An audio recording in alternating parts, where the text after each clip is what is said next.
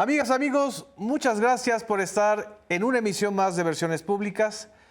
Hoy tenemos el placer y el honor de tener a un jefe de gobierno que tiene una trayectoria política en la Ciudad de México, a nivel federal, como legislador, como dirigente también territorial, partidista, muy destacada. Esta experiencia es quizá la que ha permitido que en este periodo como jefe de gobierno él haya podido consolidar y además emprender muchas cosas importantes para la Ciudad de México. Por eso para mí es un placer y un honor tener a Martí Batres, jefe de gobierno de la Ciudad de México, en esta entrevista. Martí, muchas gracias. Muchas gracias, Genaro. Gracias. En este periodo, que además ha sido muy intenso porque tu trabajo también o tu estilo de gobierno es intenso, es permanentemente estar en varias partes de la ciudad resolviendo muchos de los problemas que una ciudad como esta tiene. Ha sido también un periodo de consolidación de la transformación en la ciudad y es una ciudad que tú conoces desde hace muchísimos años, ¿no? Tu liderazgo aquí surgió tanto universitario, como lo platicamos en otra entrevista, como el liderazgo territorial, el liderazgo político. Toda esa experiencia, ¿cómo se ha traducido en la jefatura de gobierno desde tu punto de vista? Bueno, me ha ayudado. Sí. El conocimiento de la ciudad, tengo muchos años haciendo política en la Ciudad de México y varias responsabilidades me han permitido conocer más la ciudad. De hecho, aquí fui... Secretario de Desarrollo Social, ¿no? Fui subsecretario de Gobierno con Andrés Manuel López Obrador. Bueno, antes fui presidente de la Asamblea Legislativa del Distrito Federal, en aquel entonces, entre 97 y 2000. Después me fui a la Cámara de Diputados. Luego, en 2003-2005, fui subsecretario de Gobierno. Del 2006 al 2011 fui secretario de Desarrollo Social. Y luego fui presidente nacional de Morena, del 2012 al 2015, de 2015 a 2018, presidente de Morena en la Ciudad de México. Y fui también senador por la Ciudad de México, presidente del Senado de la República. Así es. Entonces, bueno, eso estoy hablando de más de 25 años. Exactamente. 27 años, son 27 años del 97 para acá. Y eso me ha permitido darle muchas vueltas a la ciudad, en muchos momentos, en muchas campañas mías o de otros. Así es. De hecho, prácticamente estuve en las campañas de todos los candidatos a la jefatura de gobierno. Desde el ingeniero Cárdenas hasta... Desde el ingeniero Cárdenas hasta Claudia, el ingeniero Cárdenas, de Andrés Manuel, que fue una campaña muy intensa, de Marcelo. Sí. Yo era el dirigente aquí del partido, de Mancera. De Mancera, estuve en su campaña, aunque él después se fue por otro lado, y de Claudia. Y luego secretario de Gobierno también en la administración de ella. Bueno, eso pues obviamente me ha permitido conocer bastante de la ciudad, aunque la ciudad es vasta, nunca terminas de conocer todos sus rincones y problemas, pero eso ayuda mucho. Entonces, ahora que llegué a la jefatura de gobierno, pues pensé, es un lapso breve, ¿qué voy a hacer? ¿Qué puedo hacer? ¿Cómo aprovecho este tiempo? Así es. Entonces, obviamente, cuando tienes un año y medio, más o menos, un poco menos de un año y medio, bueno, no puedes hacer grandes obras para 6 años, pero sí busqué darle el mayor significado y hacer el mayor número de obras y darle un estilo ejecutivo al gobierno, o sea, resolver, concretar, abordar problemas que estaban pendientes y darle solución. Eso es lo que he hecho a lo largo de este lapso, de este breve lapso. Tengo poco más de un año al frente del gobierno.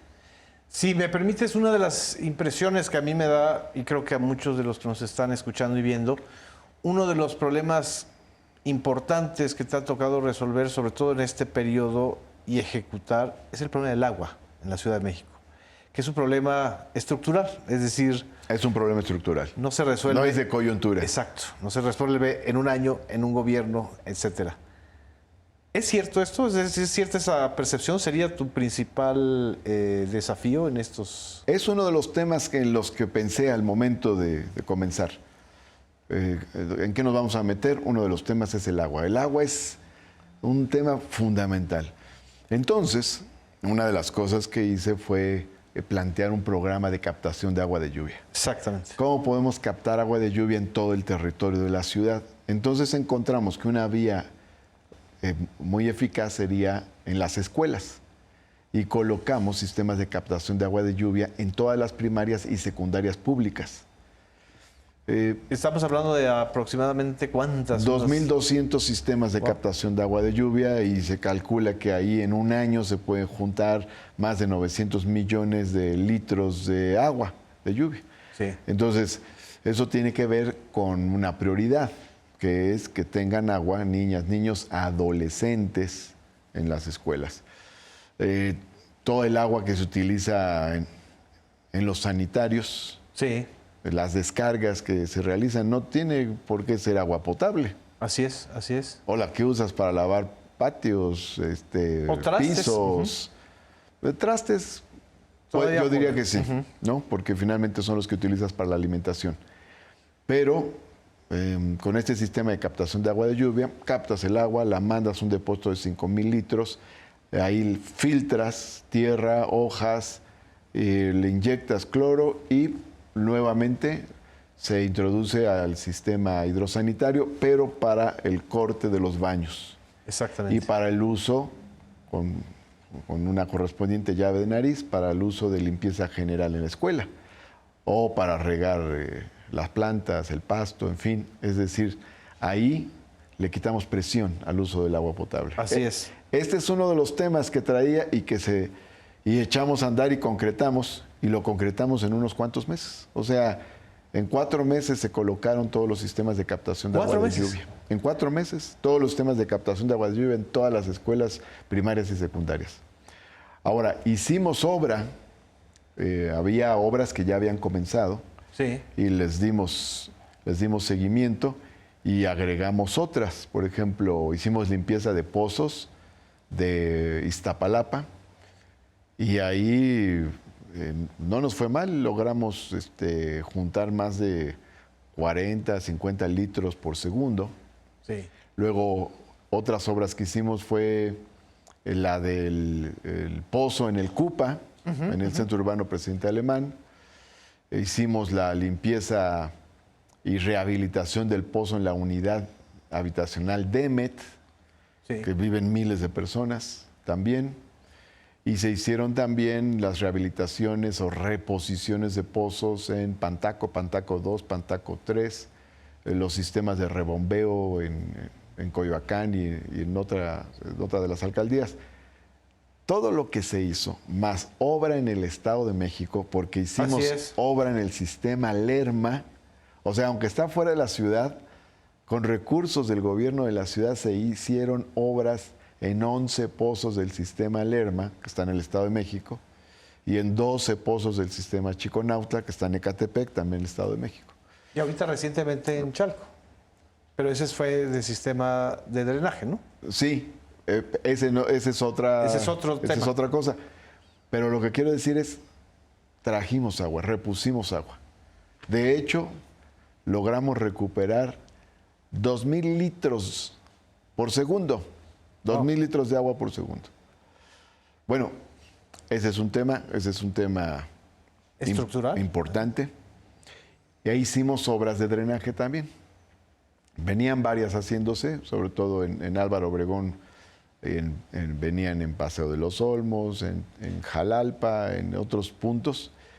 Pero concretamos una obra que me da mucho gusto porque he estado en contacto con los vecinos de allá, en Chicalhuacán, Xochimilco, porque todo se inundaba de aguas negras ahí. No había colector y no había, y menos aún, pues conexión de los hogares.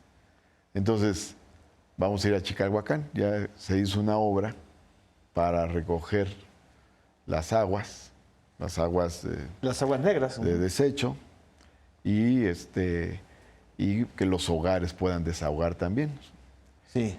sus aguas de desecho. Entonces, esta es una obra muy importante porque finalmente va de por medio la salud de los habitantes de esta zona. Para ponerte otro ejemplo, y estamos también impulsando otros proyectos. Hicimos otra obra que fue la del colector en Humboldt, esto es en el centro histórico. Esta tiene otro sentido. Ahí se está construyendo el Archivo General Agrario. Ah, ok. Y como va a ser subterráneo en parte, sí, se tiene que evitar que se humedezca. Entonces cambió el colector de la calle de Humboldt. Todo. Que tendría más de 50 años, es fácil, ¿no? ¿O no? O más. Mucho más. Wow. Entonces, con eso, bueno, se busca sellar Sí. que el agua que se va por ahí por el drenaje no llegue a permear el archivo agrario. Así es. Esa es otra obra que realizamos de drenaje, realizamos otras. Había una obra que estaba en proceso en Canal de Chalco, la fuimos a inaugurar ahora, terminó. Así es. Que es una planta de rebombeo. Son dos plantas. Una que tiene 5 enormes tornillos, saca 1.500 litros de aguas negras por segundo. 1.500. Wow. Entonces nos ayuda a evitar inundaciones. Hay otra que está cerca también en Canal de Chalco que tiene 2 grandes tornillos. Entonces, con esas 2, pues ayudamos a que esta zona que es más baja no se inunde.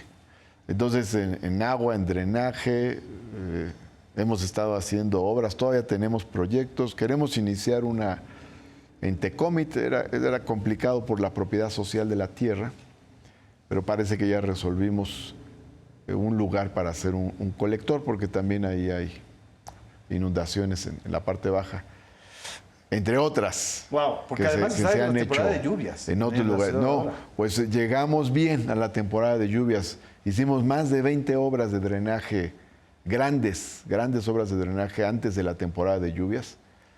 Unas que venían en proceso, otras que impulsamos. Hicimos una obra ahí en la Gertrudis Sánchez, Gustavo Madero, sí, porque se desplomó un gimnasio y se desplomó porque había una fuga en un colector.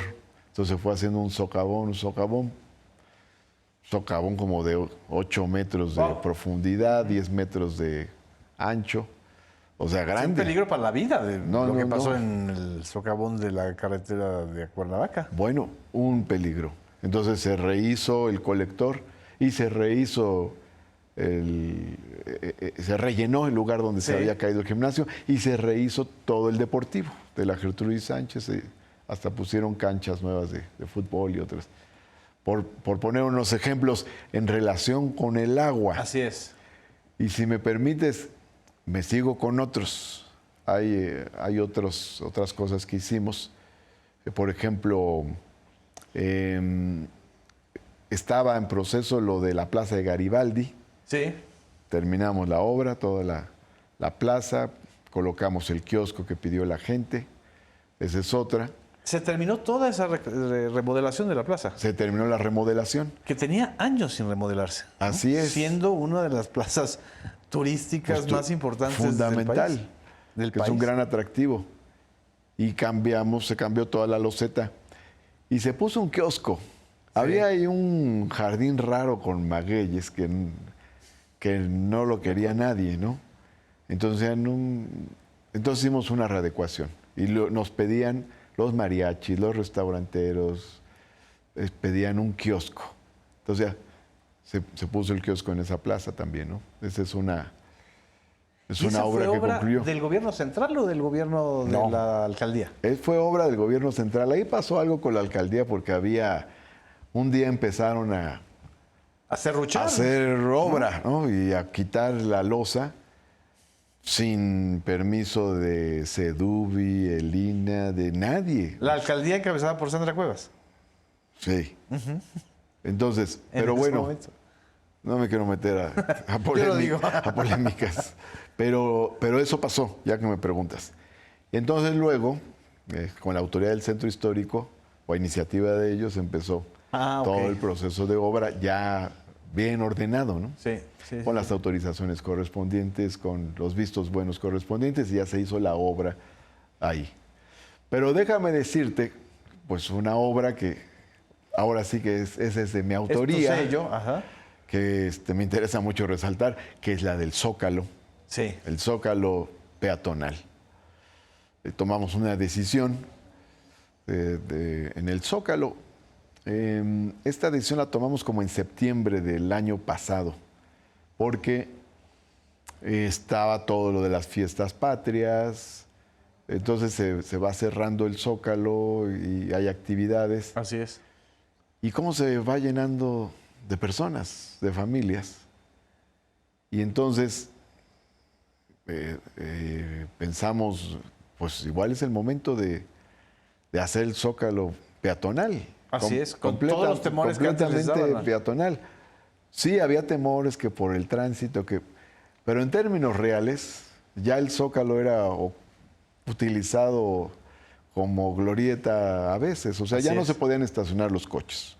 Entonces, pues no estábamos restando ninguna superficie de estacionamiento, ¿no? Así es. Y por otro lado, pues ya tenías muchas manifestaciones que bloqueaban en muchos momentos 20 de noviembre o alguna Exactamente, otra los avenida. accesos. Entonces dijimos, vamos a dar el paso. Peatonalicemos el Zócalo, así como son peatonales muchas plazas centrales del mundo, como Pues, el centro de Roma, así ¿no? es, así es. Por poner un ejemplo, en Italia. Y muchos centros en el país, por ejemplo, Así es. es totalmente peatonal el Zócalo de Quisquiapan, en Querétaro, por ponerte un ejemplo. Entonces, esta es la principal plaza pública del país.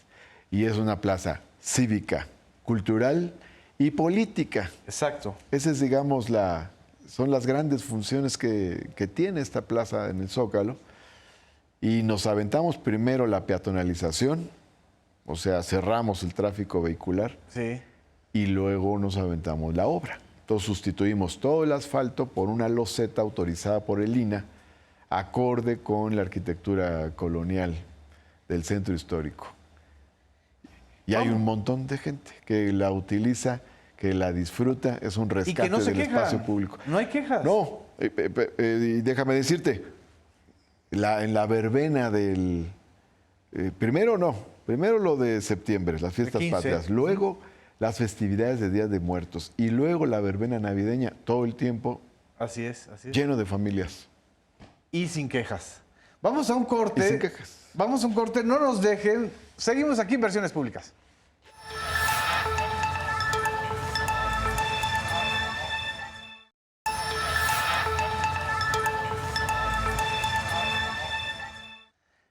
Regresamos a Versiones Públicas. Estamos con el jefe de gobierno Martí Batres. Terminamos justo el bloque anterior con esta obra del Zócalo capitalino, nuestra plaza cívico, cultural, política más importante de todo el país. Y esta remodelación que fue también, pues prácticamente no se visibilizó tanto porque ocurrió en plena campaña electoral.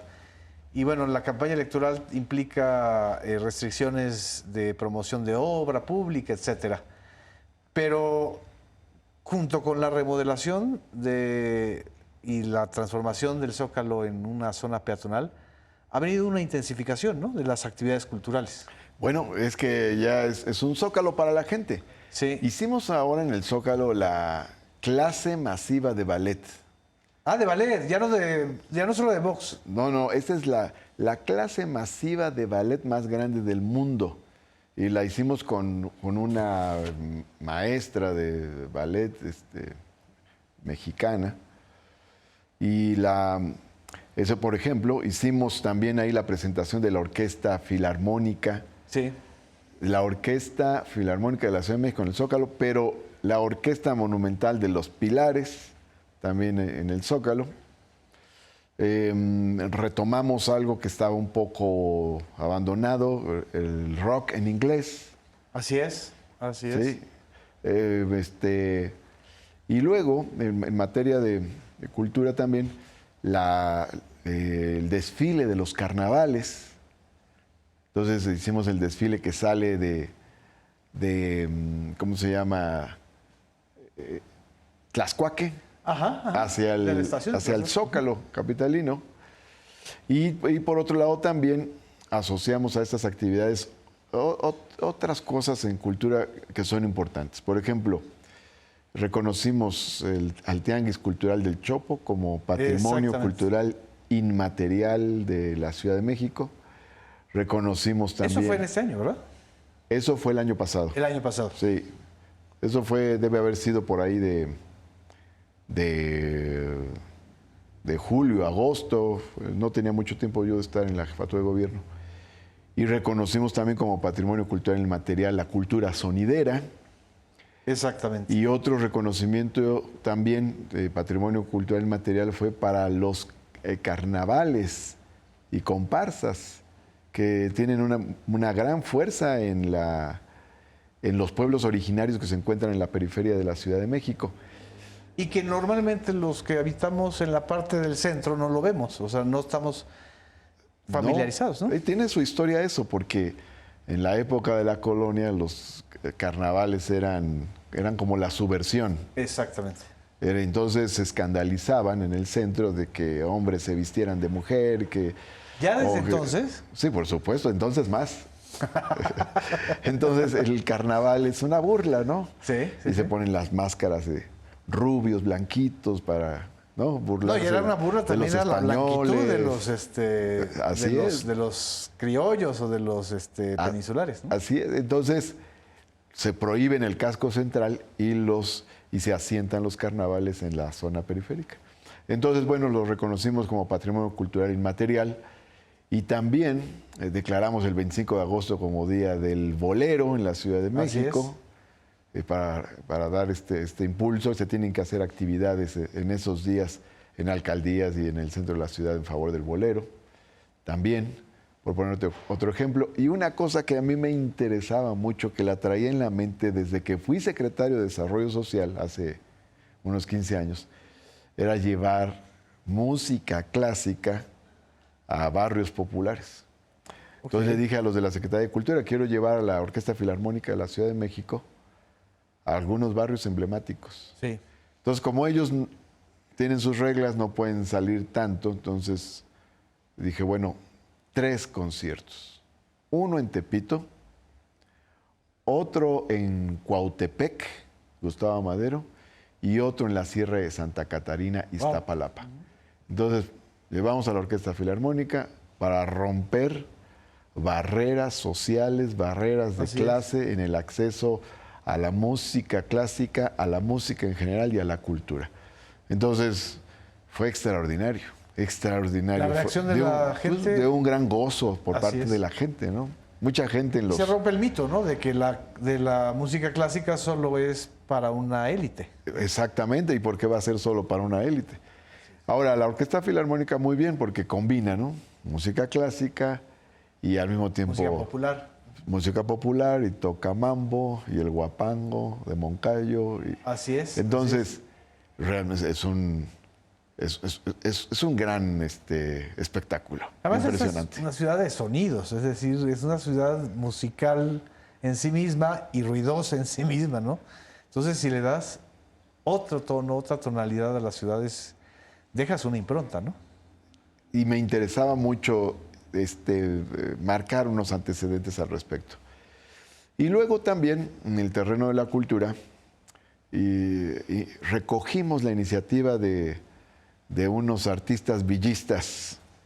E hicimos la escultura de Pancho Villa, colocando la placa que le da el nombre a la calle de Madero, que antes se llamaba Plateros. Se llamaba Plateros de un lado y San Francisco de otro. Entonces es Pancho Villa el que pone la placa para nombrar Madero a esa calle, ¿no? En homenaje a Madero tiempo después de su asesinato. Entonces, un escultor, un artista dijo, yo tengo este proyecto, lo podemos hacer. Y me fueron a ver varios y les dije, órale, vamos. Pero les dije, pero antes de que acabe el 2023, que es el año de Francisco Villa. Exactamente. Y no terminaban. pero bueno, ahí los apretamos. Y el 31 de diciembre del 2023 Se inauguró. se inauguró. Ahí nos acompañó. Esa se la había oído también era una causa de Paco Ignacio Taibo. Nos ¿no? acompañó Paco Ignacio Taibo, habló en el evento, nos acompañó Pedro Salmerón también, algunos nietos de Pancho Villa. Así es. Muy padre estuvo ese momento. Muy emocionante. Y te toca también...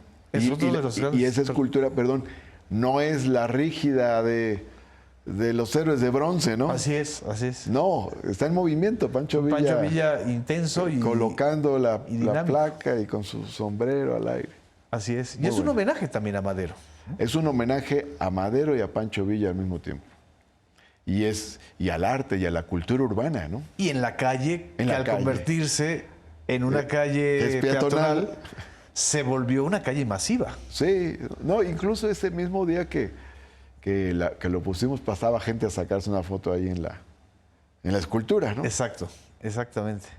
Te va a tocar también el cierre de la obra de Chapultepec, que es una de las grandes obras del gobierno federal.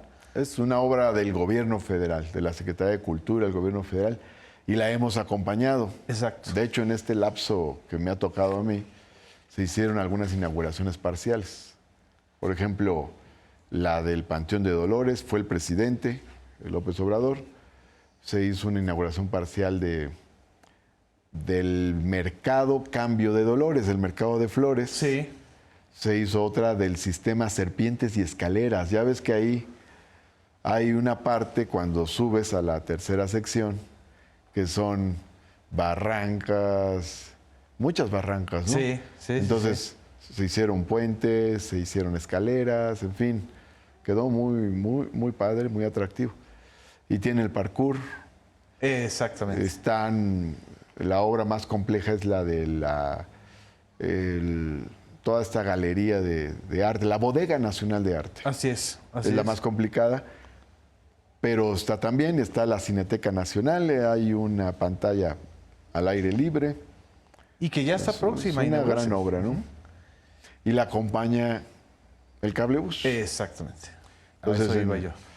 el Esa obra cablebús- ya te corresponde terminarla Bueno, de hecho, y iniciarla, si no me equivoco. no, había iniciado, Sí. pero la hemos estado siguiendo, le hemos dado seguimiento y hicimos el periodo de pruebas, ¿no? O sea, ya empezó el periodo de pruebas, ahí va, ya está más de la mitad de las estaciones y cada semana nos reunimos para ver cómo va la obra. Sí. Va bien y mi cálculo es que se termina antes de que yo me vaya de la jefatura de gobierno. Así es. Ahora, si me permites, hablando un poco de movilidad, Sí. hay algunas obras que estaban ya en proceso y que terminamos, por ejemplo, la línea 12 del metro. La terminamos, eso era muy importante porque ahí se Exactamente. trasladan casi 400,000 personas de la zona más pobre de la ciudad, de Tláhuac, Iztapalapa, Milpalta. Esa. Luego culminamos un proceso de adquisición de trenes. Entonces fueron llegando poco a poco 9 trenes. Había 11 trenes, el tren ligero que va de Tasqueña a Xochimilco. Ok. Ahora son 20 trenes. 20. 20 trenes. O sea, el tren ligero ya no solamente lento, ahora sí es ligero y No, rápido. bueno, se disminuyó a la mitad Sí. el tiempo de pasada de los trenes. Estaban ok. como a 7 minutos, ahora son como 3, 4 minutos en el intervalo en el que pasan los trenes. Y además los nuevos trenes son muy bonitos, con espacios para mujeres, personas con discapacidad, cámara de video interior, etcétera, ¿no? Ahora, y terminamos los CETRAMS. Estaban en camino el CETRAM de Indios Verdes, el CETRAM Martín Carrera, el CETRAM San Lázaro. Todos esos los terminamos. El centro de operaciones, el nuevo centro de operaciones del Metrobús. Sí. Electrificamos otra línea del Metrobús. Y déjame adelantarte algo. Vamos a tener el primer conjunto de autobuses de RTP eléctricos. O sea, un Wow. proceso de electrificación interesante del transporte público, ¿no? Ya con eso habría transporte eléctrico prácticamente Y en además todos, ¿no? sustentable. Metro, tren ligero, trolebús, cablebús y metrobús y RTP. A ver, Va a ser estamos un hablando proceso. de puro sistema de transporte que no consume combustibles fósiles. Que no consume combustibles fósiles. Ahora hay que decir, en el caso del metrobús, son 2 líneas apenas. Así es. Las demás siguen consumiendo todavía. Y RTP va a ser el primer grupo de autobuses, 50 autobuses. Pero es la tendencia hacia la electrificación, ¿no? que se ha impulsado.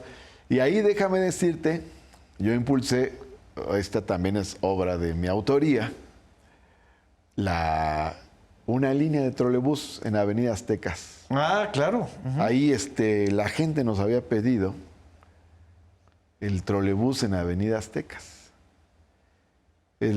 Avenida Aztecas es la que atraviesa toda la zona de los Pedregales de Coyoacán. Exactamente. A sus costados están Santo Domingo, Santa Úrsula, Gente Ruiz de muy bajos Cortines, ingresos Ajusco, de muy bajos recursos. Es donde vive la gente más pobre de Coyoacán. Exactamente. Entonces dijimos, vamos a hacer transporte aquí, porque además la tónica de toda la política de movilidad en la Ciudad de México ha sido esa, hacer movilidad sobre todo en las zonas más pobres. Cuautepec, la Sierra de Santa Catarina, en fin, y aquí los Pedregales de Coyoacán. Y aprovechamos la avenida Azteca, que es muy ancha. Así es. Entonces yo le digo a los de CEMOVI, a ver qué tan difícil es. Y me dicen, no, pues ayuda que la avenida Aztecas es muy ancha. Y aprovechamos el camellón, sobre el camellón se hicieron las estaciones. Así es. Y no hay líneas Se de metro remodeló toda esa todo zona. el camellón, se le agregaron cientos y cientos de luminarias. Y esa línea de trolebús conecta el metro Tasqueña con la línea 1 del Metrobús y con otras 2 líneas del trolebús. Entonces, pues es extraordinario, la gente está feliz. No, y además te ahorra dinero, te ahorra tiempo. Y también es ecológico porque eso sustituyó a los microbuses. Entonces ahí sustituimos a los microbuses que son un problema de contaminación. Exactamente. Pero también son un problema vial porque todo el tiempo están echando competencias. Esa es una obra formidable de las que más gusto me da.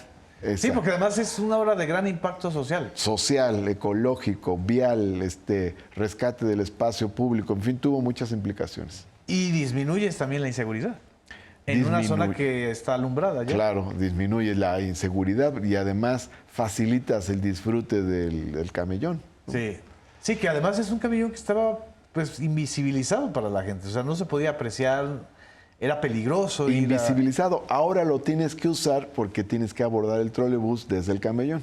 Exacto, exactamente. Entonces, pues eso fue muy, muy bueno, ¿no? Ahorita que mencionaste todo el pulpo verde de los buses, etcétera, de las combis, bueno, ya no son combis. Recuerdo el gran conflicto que fue Ruta 100 en la Ciudad de México, que también ya está resuelto, ¿no? ¿Cómo va eso? Porque ese era uno de los viejos problemas. Pues le agregamos nosotros un granito de arena. Sí.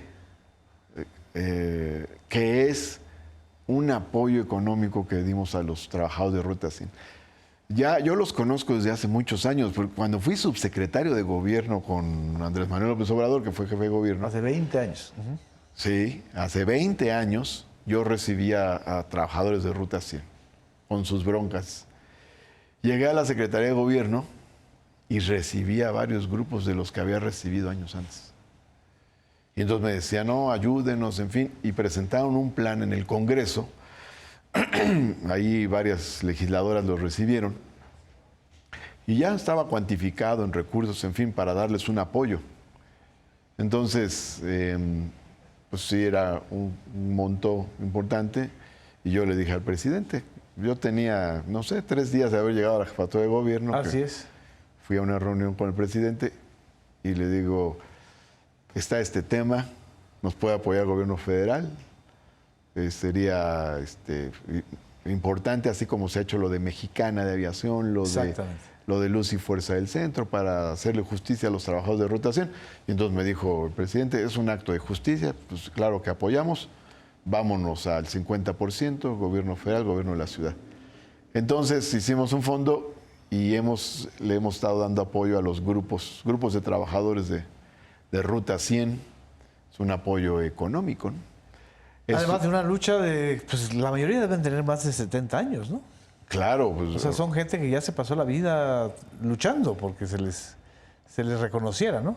Ruta 100 acaba con el pulpo camionero por ahí del 83, si no me equivoco, ¿no? Que se hace la municipalización del transporte público en la Ciudad de México, ¿no? Así es. Y fue uno de los conflictos heredados del gobierno de Óscar Espinosa Villarreal y de otros personajes que ahora ya nadie se acuerda de ellos, salvo Alito Moreno, como Enrique Jackson, etcétera, ¿no? Pues, ¿y cuánto tiempo? O sea, se heredó un problema para mucho tiempo. Que además eso tuvo otras ramificaciones porque Ruta 100 fue sustituido por microbuses, implicó una privatización, un desorden en el transporte público, mayor contaminación, en fin, tuvo muchas repercusiones negativas la desaparición de Ruta 100. Y qué bueno, ¿y cuántos trabajadores, alrededor de cuántos trabajadores están recibiendo este Los apoyo? trabajadores de Ruta 100 eran 12,000. Sí, wow. Muchos han fallecido, pero todos los que han comprobado, hay un mecanismo de comprobación, se les va incorporando a los listados y se van haciendo grupos de trabajadores y se les entrega el apoyo. A los primeros yo les entregué el apoyo directamente y ya cuando vino la veda, pues ya se hizo por otras vías. Uh-huh. Entonces, pero pues ese es importante, es un acto de justicia. Así es. También es de las cosas que incorporamos ahora en este año que me ha tocado estar en la jefatura de gobierno, ¿no? Exactamente. Vamos a un corte, Martí. Sí. No nos dejen, vamos a un corte, regresamos en Versiones Públicas.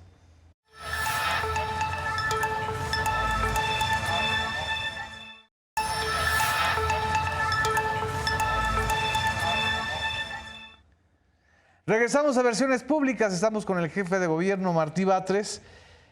Una ciudad de justicia social y una ciudad sustentable, una ciudad además amable, también ha venido acompañada de una ciudad atractiva para los habitantes de otras ciudades del mundo, sobre todo después de la pandemia, una irrupción de norteamericanos, europeos, canadienses, incluso gente de otras partes de América Latina que han venido a vivir a la Ciudad de México. Y en una entrevista anterior, tú planteaste que eso también tenía y planteaba un desafío en el mercado de la vivienda y en el proceso de gentrificación o gentrificación de la ciudad. Y tú planteaste en ese momento que estabas en una negociación con las plataformas, con Airbnb y otras. ¿Qué sucedió en este terreno? Hicimos una negociación múltiple con 3 actores. Uno, las plataformas digitales, especialmente Airbnb, que es la que le ha puesto el nombre, de hecho, a ese tipo de hospedaje. Así es, que no es el único, pero es el que... No, pero le pasa como con los Vactor, que era una marca y ahora todos los vehículos que sacan agua son Vactor. Exacto. Bueno, con Airbnb y plataformas digitales, con los hoteleros, que también estaban muy interesados en que no hubiera una competencia desleal, y con los vecinos, los más interesados en que no se dieran procesos de gentrificación. Entonces hicimos una mesa, con todos negociamos, y de ahí sacamos unas reglas para ponerle límites al tema de las plataformas digitales, límites en cuanto a inmuebles a usar, un conjunto de características que están establecidas, y mandamos las reglas al Congreso. Uh-huh. Y se aprobaron. Entonces hicieron reformas a la ley de turismo y esas permiten tener hoy una regulación del hospedaje llamado Airbnb. Ahora te comento de paso otra modificación muy importante que hicimos, que también es una iniciativa que yo impulsé, que es lo de la modificación en la distribución de las ganancias de los parquímetros. Ah, ok. Entonces, las empresas de parquímetros se quedaban con el 70% de las ganancias y el 30% para la ciudad. Así es. Entonces, lo que hicimos fue restringir el tamaño de las ganancias, ¿no? Entramos en una negociación con las empresas de los parquímetros, negociación compleja porque se llevó casi un año. ¿Un año?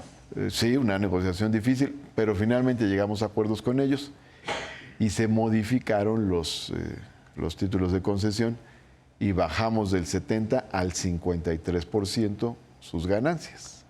¿Y el 47% es para la ciudad? El 47% es para la ciudad. Y de ese 47%, el 30% es para las colonias. Ok. Entonces aumentamos recursos para las colonias que reciben esa masividad de vehículos. Entonces tienen recursos para mitigar ese impacto recurso, urbano. ¿quién lo administra? ¿El gobierno central o las alcaldías? No, el gobierno central, y el gobierno central lo canaliza a las colonias. Existe un procedimiento para que ese recurso finalmente sea en su destino decidido por los propios vecinos de las colonias. Es un reordenamiento urbano. Es un reordenamiento urbano. Y en esto hay muchísimas otras obras. Ahora, ¿no? esas dos medidas, la regulación del Airbnb y lo de parquímetros, beneficia directamente un conjunto de colonias de clase media del casco central, sobre todo colonias de clase media. Exacto. Sobre todo colonias de clase media.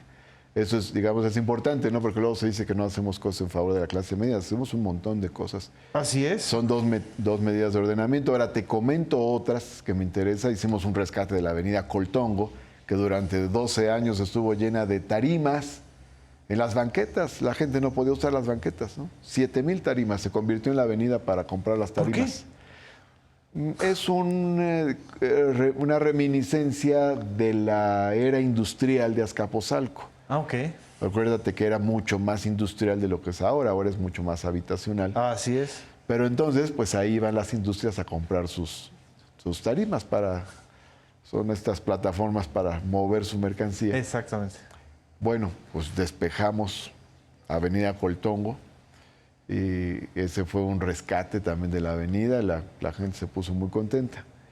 Otro rescate importante es el del Parián. El Parián, que El Parián, es histórico además. El Parián, un inmueble abandonado ahí por más de 25 años. Había sido una plaza comercial hace mucho tiempo, hace como 50 años. Y luego fue un banco y luego lo compró el gobierno de la delegación Coyoacán para hacer oficinas. Los vecinos no estuvieron de acuerdo en que hubiera oficinas ahí. Y recientemente pues lo rescatamos. ¿Qué significa Ese el por rescate? cierto, me lo encargó mucho Pablo Gómez. Una vez me dijo, si algún día llegas a ser jefe de gobierno, te encargo lo del Parián. Entonces, ¿qué hicimos? Bueno, como estaba medio dividido en módulos, pues empezamos a rescatar los módulos e hicimos centros comunitarios. Ok. De este modelo de pilares. Y entonces los vecinos se pusieron muy contentos, porque son centros comunitarios abiertos a la gente, gratuitos, públicos, y donde la gente puede desarrollar sus propias iniciativas. Los vecinos del barrio de San Lucas y otros barrios Así es. de Coyoacán, ese es un rescate importante. Y sigue, porque ahí son 18,000 metros cuadrados. 18,000. Entonces, tenemos mucho espacio para la cultura. Ahí, esa es una de las cosas que también más gusto me da. Y en los rescates estos del espacio público, hicimos una operación que fue levantar los campamentos que había de comunidades indígenas que estaban viviendo en las calles de la ciudad. Uno en la calle Roma de la Sí. colonia Juárez. Sí. Otro en Gómez Farías, junto al Monumento a la Revolución, y otro en la Plaza de Santo Domingo. Bueno, ahí eran 2 campamentos. Entonces les dijimos, les damos vivienda. Entonces les dimos vivienda a las familias indígenas que estaban ahí habitando en las calles, ¿no? Bueno, ¿Y cómo reaccionar? pues no lo podían creer, pues cambió su vida, ¿no? Claro. Entonces, de vivir en la calle ahí, a tener una vivienda propia, pues evidentemente el salto es cualitativo, que son esas cosas de orden urbano, que fuimos metiendo. Entre otras, te menciono algunos ejemplos que me parecen ¿Podría significativos. suceder esto con los haitianos de la calle de Giordano Bruno, que también de repente, pues... En Giordano Bruno, ahí el Instituto Nacional de Migración se llevó a los migrantes a varias estaciones migratorias Sí. en diversos lugares. Ahora, hemos querido trasladar a migrantes que están en Vallejo a los albergues. Tenemos un albergue nuevo. ¿Dónde? En Tepito. Está formidable. Tiene agua caliente, regadera. Para migrantes. Comida. Para grupos de atención prioritaria. Ok. Uno de ellos es población en calle, migrantes, pero migrantes también. O indígenas también. Indígenas también. Grupos originarios. Diversos grupos de atención prioritaria. Pero ahí ha habido resistencia interna, sí. En fin, ahí hay otros tipos de situaciones no es fácil, más complicadas. Sobre todo reordenar urbanamente una ciudad donde pues los no visibles, digamos, se apropian de espacios, ¿no? Sí, pero estamos viendo cómo puedan vivir en mejores condiciones. Exactamente. Sí. Y no echarlos a la periferia. Que No. era... Estamos viendo, por ejemplo, en el albergue, es el albergue Vasco de Quiroga en Tepito, que lo inauguramos hace poco. Así es. Tiene como 100 familias de migrantes, más o menos, actualmente, de los que han aceptado. Que luego tienen mucho temor, ¿no? Bueno, ¿Por la zona? ¿Por Tepito? No por que se les vaya a deportar o alguna cosa así. Ok, por su condición migratoria. Sí, pero en realidad pues los albergues son abiertos, ¿no? O sea, la gente puede, si no está de acuerdo, puede irse del albergue. Así es. Otro de los temas que creo que es importante abordar, Martí, es el de la seguridad pública, que siempre ha sido un tema importantísimo, ¿no?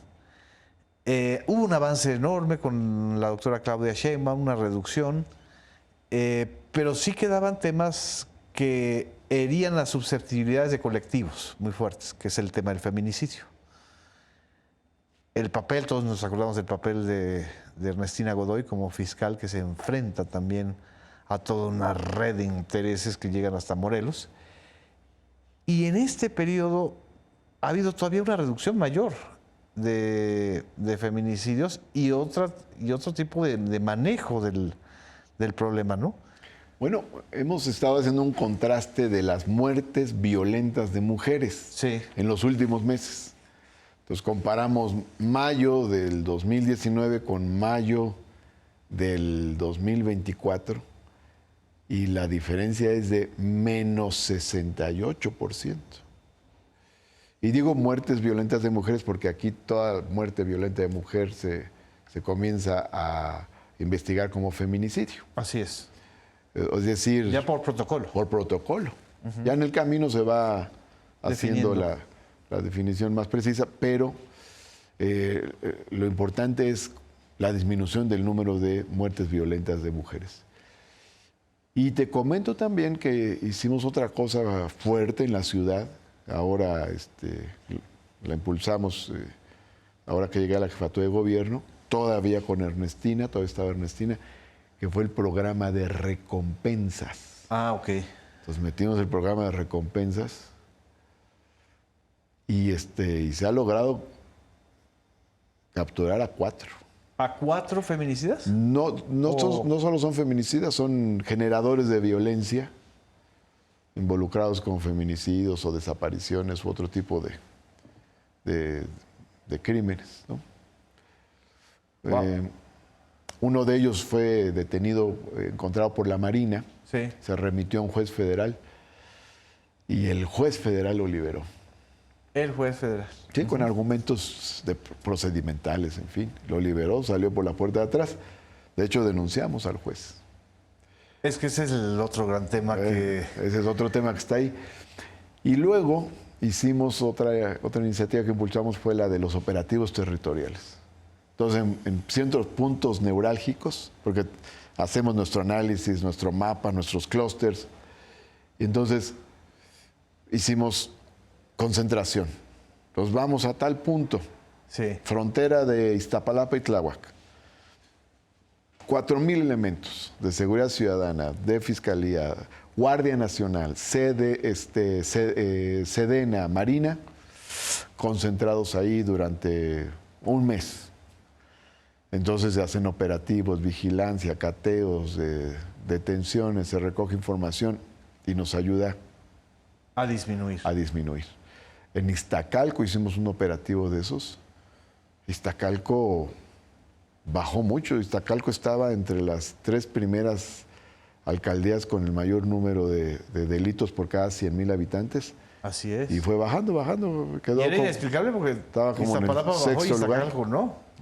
Pues faltaba también ahí una concentración. Entonces, esa fue buena y hemos estado yendo a diversos lugares con ese tipo de operativo en la Ciudad de México. Esa es otra cosa que se ha hecho también entre numerosas iniciativas que se han impulsado. Y hay una impronta como legislador casi la mitad de tu vida política o más, de tu vida política activa. Pienso mucho como legislador. Exacto. también.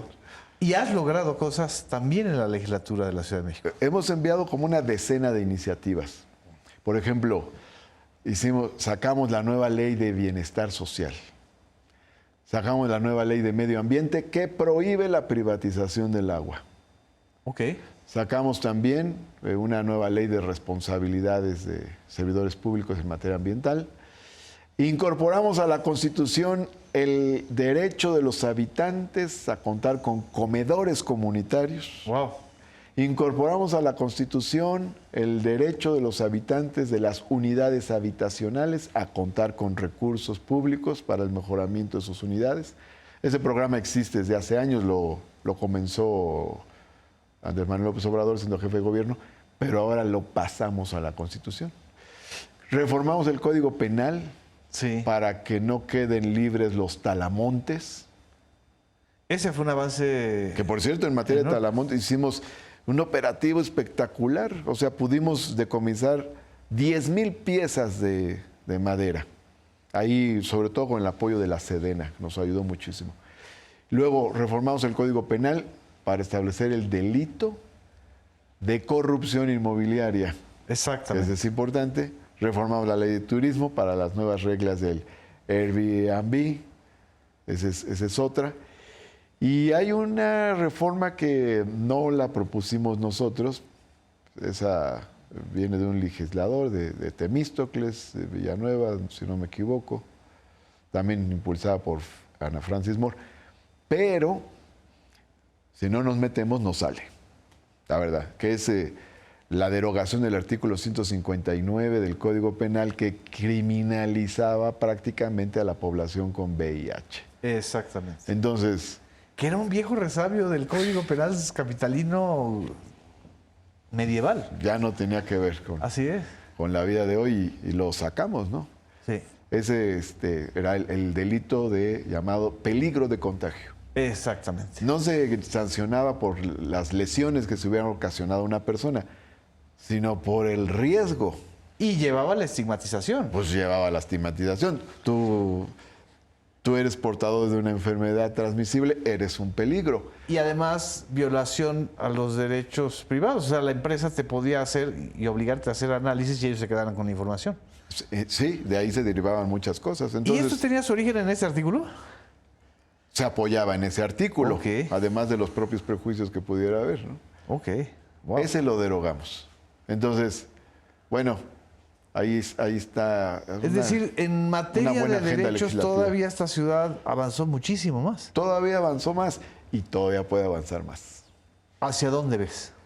Hay temas, puede por avanzar? ejemplo, yo ahora planteo uno que me gustaría que avanzáramos, que es el tema de ponerle límites a los altos arrendamientos en vivienda.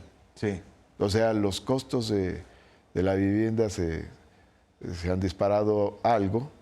Esto en parte por el tema del boom inmobiliario. Así es. Así es. Entonces, pues, se encarece el suelo, se encarece la vivienda, se encarecen las rentas. Y con Mancera es una reforma al Código Civil que prácticamente liberó las rentas y quitó todos los controles que había. Entonces es un tema que hay que abordar cuidadosamente, ¿no? Porque no se trata de restringir la libre contratación en materia inquilinaria, Sí. pero sí tenemos que evitar que se encarezca la ciudad. Porque si se encarece la ciudad, expulsamos a los más pobres. Exactamente. Pues se nos fue el tiempo rapidísimo, Martí. ¿Algún mensaje o alguna otra idea o propuesta que quieras también compartir? Bueno, hay que seguir reformando la ciudad. Esta es una ciudad que es punto de referencia en muchos sentidos. Lo que se hace aquí luego se replica en otros lugares o a nivel nacional incluso. Y sigue siendo pues el corazón de la transformación, ¿no? Es el corazón de la transformación. Se refrendó como corazón de la transformación. Exactamente. Lo cual me da mucho gusto. Con todos y los, pues los datos o las especulaciones que había de que... Pues mucha especulación. Así es. La verdad es que siempre ha sido una ciudad bastante progresista y con mucha organización ciudadana, con mucha ciudadanía. Y no, pues a todos nos dio gusto, porque además los medios que disque nacionales, en realidad capitalinos, cantaban una derrota, ¿no? pues querían inocular esa percepción, Exactamente. pero salieron muy bien las cosas y y bueno, se debe a que también los gobiernos de la Cuarta Transformación son bien recibidos por la gente. Así es, así es. Pues muchas gracias, Martí. Muchas gracias a ustedes. Gracias. Por estar aquí con nosotros en una emisión más de Versiones Públicas. Nos vemos en otra emisión. Muchas gracias, Genaro. Gracias, Martí.